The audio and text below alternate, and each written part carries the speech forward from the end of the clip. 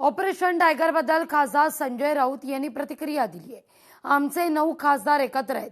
आमच्याकडे ईडी असती तर आम्हीही धाक दाखवला असता असं राऊत म्हणतायत। आता यावर नवनाथ बन यांनी पलटवार केलाय। ईडी सीबीआयमुळे नाही तर आपुलकीमुळे माणसं टिकतात असं नवनाथ बन म्हणतायत। आमच्याकडे जर ईडी असतो तर धाक काय मानायचा? सध्या धाक म्हणजे काय आहे? मोदींचा धाक, अमित शहांचा धाक हा व्यक्तिगत धाक नाहीये। हा सीबीआय ईडी त्याच्या हातामध्ये आहे म्हणून हा धाक। ग्रामीण भागातले खासदार मुंबईत आले तिथे हमखास उद्योगींना भेटतात। विधिमंडळाच्या काळामध्ये आमदार येतात तेव्हा उद्योगींना भेटतात। त्याच्यामुळे ह्या तुमच्यापर्यंत आलेली जी बातमी आहे ती पूर्णपणे चुकीची आहे। या क्षणी इतकं सांगेल, शिवसेनेचे 9 खासदार एकत्र आहेत, एकत्र राहतील। तुमच्या हातात ईडी दिली, तुमच्या हातात सीबीआय दिली आणि तुमच्या हातात कोर्ट दिलं तरी तुमच्यासोबत एकही माणूस टिकणार नाही, कारण तुमच्याकडे आपलेपणा नाही। तुम्ही कोडगे झालात।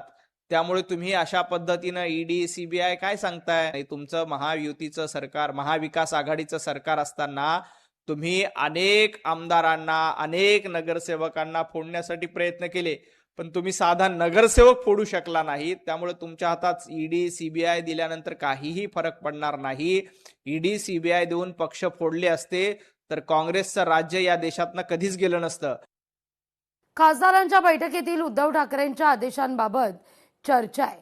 संजय राऊतांनी या सगळ्या चर्चा फेटाळल्या। जायचं असेल तर जा असं ठाकरे म्हणाले नाहीत असं राऊत म्हणताय। यावर देखील नवनाथ बन यांनी पलटवार केलाय।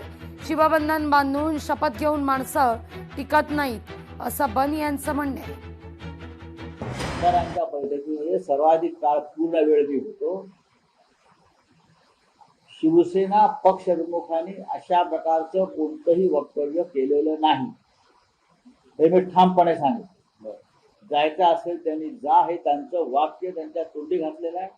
माझ्या समोर मी तिथे असेपर्यंत ते असं बोलले नाहीत आणि ते असं बोलणार नाही। त्या वेळेला त्यांनी अशा प्रकारचं कोणते विधान केलेलं नाही।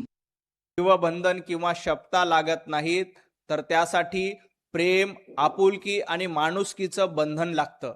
दुर्दैवानं उद्धवजी ठाकरेंकडे ना प्रेम उरलंय, माणुसकी उरली ना आपुलकी उरली। त्यामुळं उबाटा गटाचे आमदार असतील, उबाटा गटाचे खासदार असतील, सातत्यानं उबाटा गटाला सोडून वेगवेगळ्या पक्षामध्ये जातायत। त्यामुळं कितीही शपथा घेतल्या, कितीही अनाभाका घातल्या, कितीही लोकांना सांगितलं की तुम्ही आमच्यासोबतच राहा, तरी खासदार तुमच्यासोबत राहणार नाहीत। चंद्रपूरमध्ये धानोरकर आणि वडेट्टीवार गटातील संघर्ष पुन्हा उफाळलाय। नवा गटनेता निवडण्याच्या हालचालींना वेग आहे। वडेट्टीवार गटाच्या गटनेत्याविरोधात 16 नगरसेवक एकवटले। धानोरकरांकडून वेगळा गटनेता समर्थन देण्याकरता ठराव आहे असं सूत्रांकडून कळतंय।